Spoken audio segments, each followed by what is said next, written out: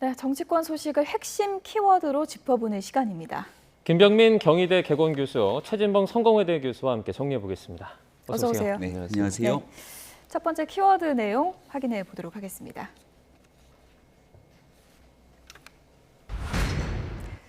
박근혜 시계 찾았다. 이준석 대표 성상납 의혹을 주장하고 있는 기업 대표 측에서 이것을 주장한 건데 시계가 어디서 나왔다는 얘기입니까? 사진을 확보했다 이렇게 김성진 대표 측 변호사가 얘기하는 것을 들었습니다.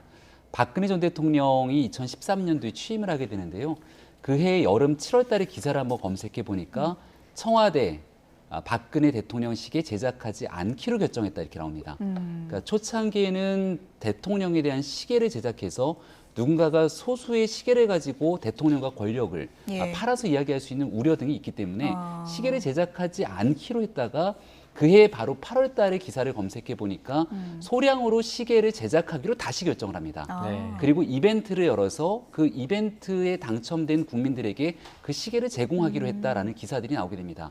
그러니까 만약에 누군가가 그 당시 시계를 소량으로 제작하고 있다는 것을 미리 사전에 알았으면 정말 귀한 나름대로의 그 희귀 아이템이 될 수 있기 때문에 이것들을 좀 받고자 했던 사람들이 있을 수 있고 그 내용을 지금 이준석 대표가 전달한 것 아니냐는 주장으로 보이는데 현재까지는 실물에 대한 내용들은 아직 나타난 바가 없고 설령 김성진 대표가 그 시계를 갖고 있다 하더라도 이게 이제 이준석 대표로부터 받은 건지를 입증하기는 쉽지 않기 때문에 여기에 대한 추가적인 증언이 나오지 않는 이상 현재까지는 공방으로 좀 계속 진행이 되는 상황으로 보입니다. 스모킹 거는 아니군요. 네. 이제 실물 사진 같은 경우에 경찰에 제출이 된 것 같은데 이준석 대표는 그 시기가 맞지 않는다, 시점 자체가 맞지 않는다 이런 입장을 고수하고 있어요. 그렇죠. 이제 이준석 대표가 공유한 기사를 보면 8월 15일 날 독립유공자들에게 처음으로 배부가 된 걸로 돼 있어요. 기사의 내용이 그렇습니다. 근데 이제 김성진 대표는 15일 날 본인이 받았다 지금 주장을 하고 있거든요. 그러면 처음 배부된 그날 받은 게 되는 것인데 그게 과연 가능한가 하는 게 이준석 대표의 주장이에요. 지금 그러니까 시점적으로 보면 그걸 요청한 시기도 빠르고 그다음에 8월 15일이라는 날짜에 처음으로 국가유공자들에게 배부가 됐는데 그럼 그 당시에 배부된 시점 그 전에 시계를 받아서 15일 날 내가 줘야 되는 거잖아요. 예컨대. 그런 상황이기 때문에 시점이 다르다고 지금 주장을 하고 있는 겁니다. 근데 이제 이거는 사실관계를 확인해 봐야 될 것 같아요. 김성진 대표는 어쨌든 받았다고 하는 상황이고 받아서 사진을 찍어놨다고 하고 이준석 대표는 시점적으로 너무 빠르다고 지금 얘기를 하고 있어서 이 상황은 우리가 뭐 어느 부분이 맞다라고 단정적으로 얘기할 수 있는 상황은 아닌 것 같고 아마 경찰이 수사를 통해서 사실관계를 확인해 봐야 될 것 같습니다. 네, 그러니까 김성진 아이카이스트 대표는 지금 성상납을 받았다 이렇게 주장을 하고 있고 이준석 대표는 받지 않았다 이렇게 반박을 하고 있는 진실게임 양상인데요. 김성진 대표 측에서 그 당시 정황과 관련해서 구체적인 얘기들을 계속 쏟아내고 있습니다. 어떤 얘기인지 변호사 얘기를 좀 들어보겠습니다. 이준석이 알 거예요. 매기구이집이 역사적인 장소더라고요.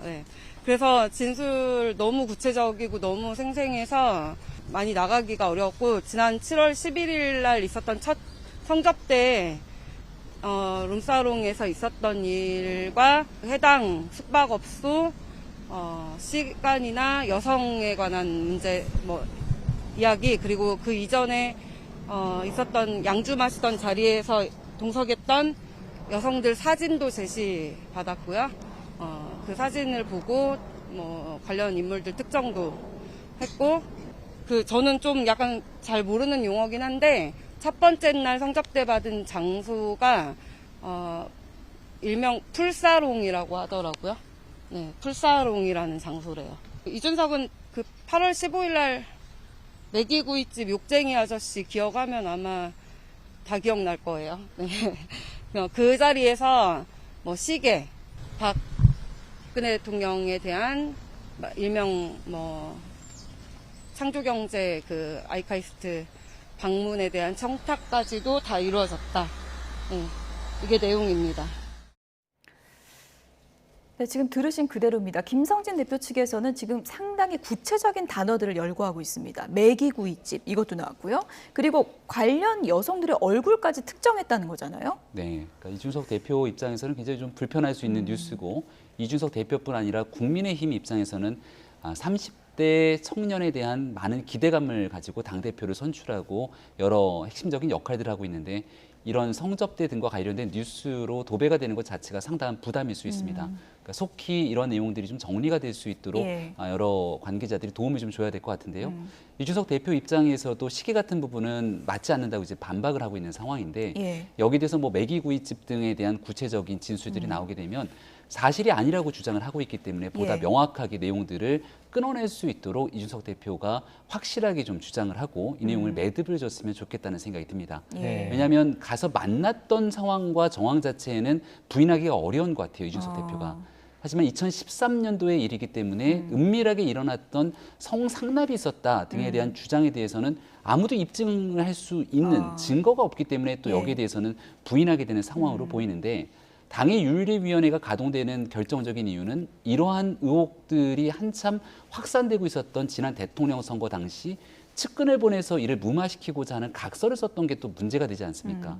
그러니까 이준석 대표 입장에서는 확실하게 아니면 아니라고 주장을 해야 되는데 네. 여기서 명백하게 입증 불가능한 내용에 대해서는 부인하고 있지만 전체적인 상황에 대해서는 또 말을 아끼고 있는 상황으로 비춰지고 있는 여러 모습들이 지금 당의 전체적인 어려움으로 귀결되고 있는 것 같아서 매우 안타깝습니다. 네. 예. 내일 이제 국민의힘 윤리위원회가 열리는데요. 그 김성진 대표가 이제 거기 출석을 해서 뭐 증언을 할 수 있는지도 좀 궁금하거든요. 실제 나갈 수 있습니까? 그러니까 이렇게 요청을 하고 있어요. 김성진 대표 측에서는 뭐라고 얘기하냐면 윤리위가 법무부에 요청을 해서 출장을 나가게 해달라. 이제 구속돼 있는 신분에서 필요할 때 출장을 할 수는 있는데 제가 볼 때 이런 사유로 출장을 내보낼 수 있을까는 의문이라는 생각은 들어요. 예를 들면 뭐 법무부에서 정말 수사 과정에서 조사를 받기 위해서 가는 과정이라고 하면 출장이 가능하겠지만 뭐 국민의힘이라는 정당에서 윤리위원회가 열리는데 그 윤리위원회에 출석을 하기 위해서 출장을 보낸다?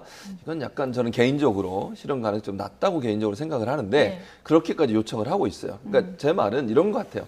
김성진 대표 입장에서는 내가 나가서 다 얘기한다. 그 말은 자신감의 표현인 거죠. 예. 그러니까 실현 가능성이 낮더라도 뭐 내가 성접대한 거 맞고 성접대한 거에 대해서 진실을 내가 얘기할 테니까 윤리위가 나를 출장을 요청해서라도 법무부에 예. 나 출석하게 해달라. 그럼 예. 다 소상하게 다 얘기하겠다. 이 말은 본인이 한 얘기가 사실이라는 것을 강조하기 위한 하나의 어떤 그 수사학적 진술이다. 저는 예. 그렇게 보여집니다. 네. 김소연 그 변호인이 이렇게 얘기했습니다. 매기구이집의 육쟁이 아저씨, 이분 기억하면 이준석 대표도 다 기억날 거다 그랬는데 지금 이제 가장 중요한 포인트는 매기구이집에서 만났다고 해도 아까 짚어준 것처럼 성상납 의혹이 사실이 되는 건 아니잖아요. 네. 이 부분을 사실 여부를 윤리위에서 가릴 수가 있는 겁니까? 그러니까 윤리위에서는 성상납에 대한 진실 여부를 가리기는 매우 어려울 겁니다. 예. 그렇기 때문에 가장 처음에 소환해서 조사를 했던 부분들도 김철근 정무실장이 각서를 썼다고 하는 내용들은 실질적인 증거 자료들이 있기 때문에 왜 각서를 썼는지, 이 각서를 쓰게 된 경위와 배경은 무엇인지, 이준석 대표와의 관계는 어떻게 진행되는지가 핵심적인 내용으로 볼 수 있겠죠.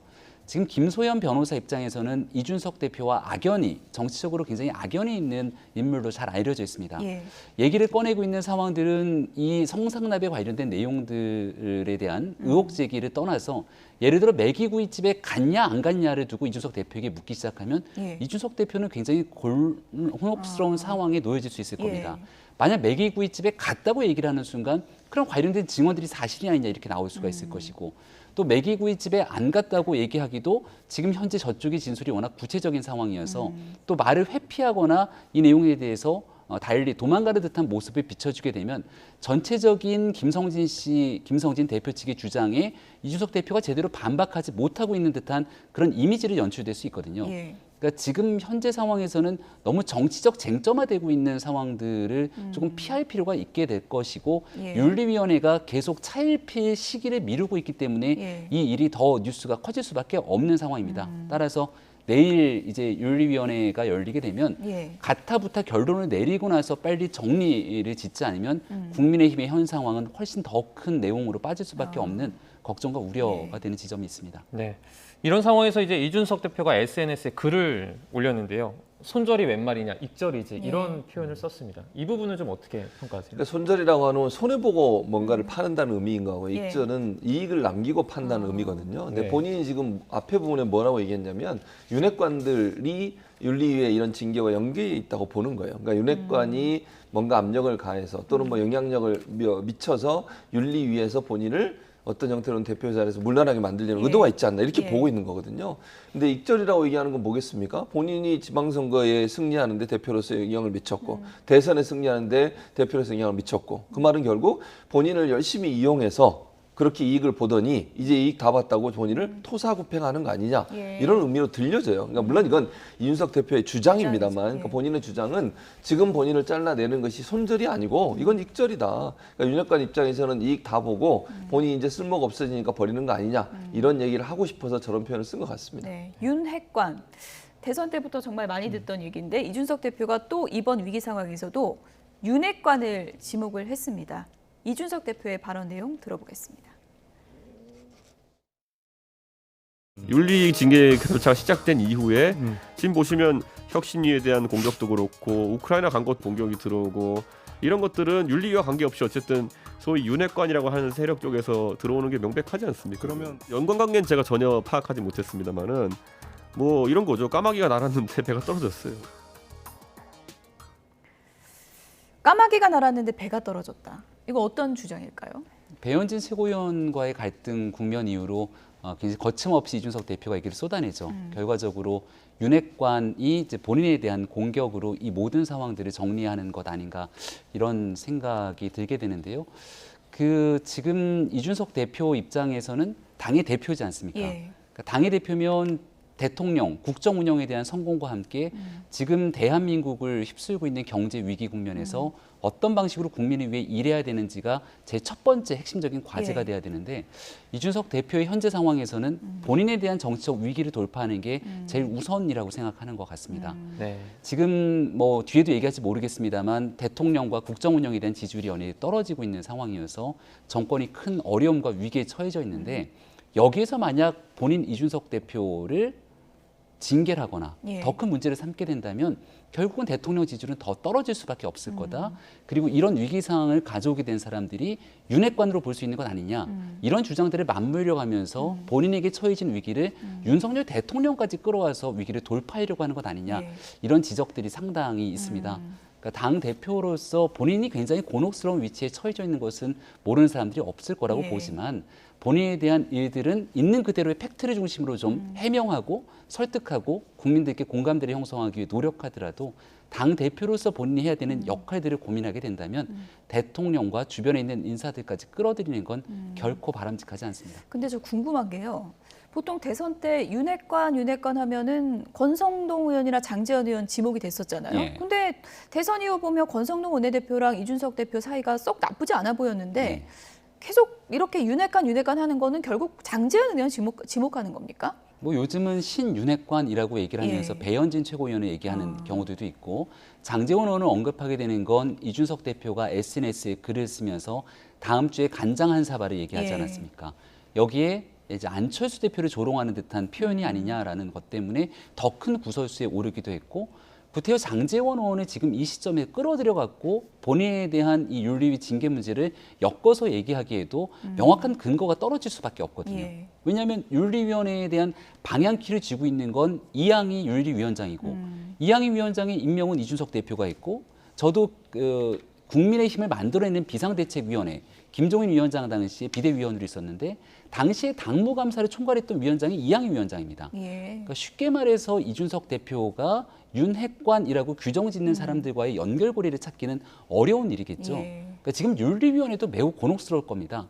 뭔가 이 상황에 대해서 윤리적인 내용들을 그냥 아무 일도 없었던 듯이 넘어가긴 어려운데 이준석 대표가 연실 권력이 배후에 있는 것처럼 공격하고 나서니까 여기에 대한 부분들을 너무 정치화시키는 것 아니냐 이런 지적들이 있어서 일단 앞서 다시 설명드렸던 것처럼 이준석 대표가 당 대표로서의 본인의 직분에 좀 충실하면서 자신의 정치적 위기를 돌파하기 위해 여러 사람들을 같이 끌어들이게 되는 현 상황들은 지양할 필요가 있는 상황인 것 같습니다. 네. 이제 이준석 대표는 대통령실을 향해서도 날을 조금 세웠습니다. 인사정보 공유되지 않았다 이런 말을 하기도 했는데 지금 시점에서 사실 대통령실을 향해서 이 날을 세우는 게 좋은 결정일까요? 저는 이게 좋은 결정이냐 아니냐의 문제가 아니라 선택적 여유밖에 없어요. 네. 그러니까 제가 이런 표현을 쓰는데 벼랑 끝 전술이다. 예. 이렇게 저는 써요. 그러니까 왜 그러냐면 윤석 대표가 마지막까지 기대를 걸었던 게 대통령실이에요. 그러니까 정확히 얘기하면 윤석열 대통령이죠. 네. 윤석열 대통령께서 일정 부분 본인에게 좀 힘을 실어줘서 이 위기를 모면하려고 했던 것 같은데 분위기를 보니 그런 분위기가 안 잡힌다는 거죠. 예를 들면 박성민 전 당대표 비서실장이 사의를 표명하고 그만뒀습니다. 윤석열 대통령 가까운 분은 알려져 있고 대통령실과 당과의 어떤 당대표 사이의 교량 역할을 했었는데 이분이 그만뒀어요. 그 말은 일정 부분 윤석열 대통령이나 대통령실의 입장도 예. 뭐 지금 윤핵관의 입장과 크게 다르지 않다 이렇게 인식될 수 있는 부분이거든요. 네. 그렇다고 하면 이준석 대표 입장에서는 본인의 전선은 이제 모두 다가 돼버렸어요. 그러니까 유일하게 그 전까지는 윤석열 대통령이나 대통령실에 대해서는 공격적인 성향을 보이지 않았어요. 항상 그 좋은 표현을 썼고 뭔가 우호적인 제스처를 보냈었죠. 그런데 결과적으로 봐서 본인한테 유리하지 않은 상황이 된다라고 보여지고 그렇다고 하면 만약에 대통령실에서 우리는 이와 관계없다고 하고 선을 긋는 모습을 보이게 되는 순간 예. 당 윤리위원회는 자체적으로 판단하게 될 거기 때문에 그러면 결국 어떻게 해야 되겠습니까? 결국 나를 자르게 되면 모두 다 피해 볼 수 있다라고 하는 그런 공격적 모드로 갈 수밖에 없어요. 그러니까 내가 잘 되게 할 수는 없지만 내가 못 되기는 할 수 있다. 이런 모습을 보여주려는 시도가 아닌가 이렇게 생각이 됩니다. 예, 지금 뭐 일단 윤석열 대통령은 당일엔 선을 긋긴 했는데 지금 속내가 복잡할 것 같거든요. 이준석 대표의 성향을 알기 때문에 예를 들어 징계가 된다면 이른바 뭐 흑화돼서 정말 뭐 공격을 이어갈 수도 있는 거잖아요. 네. 속내가 상당히 복잡하겠죠, 대통령실도. 윤석열 대통령은 후보 시절부터 지금거리에서 바라봤을 때 원칙이 분명한 정치인이라고 생각을 합니다. 그러니까 본인의 정치적 이해관계, 유불리에 따라서 이 사안을 어떻게 꼼수로 돌파하려고 하는 그런 인물이 절대 아니기 때문에 지금 지난번 기자들과의 도어 스태핑 간담회에서도 어떻게 생각하느냐에 대한 질문에 이 당일에 대해서 당무에 관한 사항은 대통령이 얘기할 부분이 아니라고 명확하게 선을 긋지 않습니까? 이 문제는 결국은 국민의 힘이라고 하는 당내에서 풀어야 될 문제라는 인식이 굉장히 강할 겁니다. 근데 이제 이준석 대표가 취하고 있는 행동에는 윤석열 대통령을 더 곤혹스럽게 만드는 지점이 분명히 있는데요. 대통령의 지지율이 연신 떨어지고 있습니다. 가장 중요한 국민들의 눈높이에 맞지 않는다는 게 인사에 대한 측면이라고 여러 여론조사에서 언급하고 예. 있는데 이 대표가 그 부분을 콕 집어서 나랑은 상의도 하지 않았다. 그리고 얼마 전에 내가 역할을 하게 되면 20일이면 지지율을 올릴 수 있다라고 그렇죠. 얘기를 하면서 오히려 윤석열 대통령을 압박하는 듯한 모습을 취하게 되죠. 예. 그러니까 지금 본인에게 제기되고 있는 의혹과 그리고 본인에게 윤리위원회에 관련된 일들은 대통령과 정부와는 아무런 관계가 없는 일입니다. 예. 근데 이 일이 윤석열 대통령의 국정 지지도와 같이 연결을 지어서 나를 징계하게 되는 순간 대통령은 더 곤혹스럽게 될 것이다. 현재 윤석열 정부가 이준석과 상의하지 않기 때문에 국정 지지율이 떨어지는 듯한 모습으로 언급을 하고 있는 것 자체 이게 이제 당 대표로서 적절치 않다는 예. 비판들이 있기 때문에 좀 자중할 필요가 있다는 생각이 듭니다. 네, 뭐 잠시 뒤에는 또 고위당정 회의도 있는데 여기서 또 어떤 얘기가 나오는지 저희가 이제 잠시 뒤에 현장을 연결해서 전해드릴 거고요. 민주당 얘기도 좀 해보도록 하겠습니다.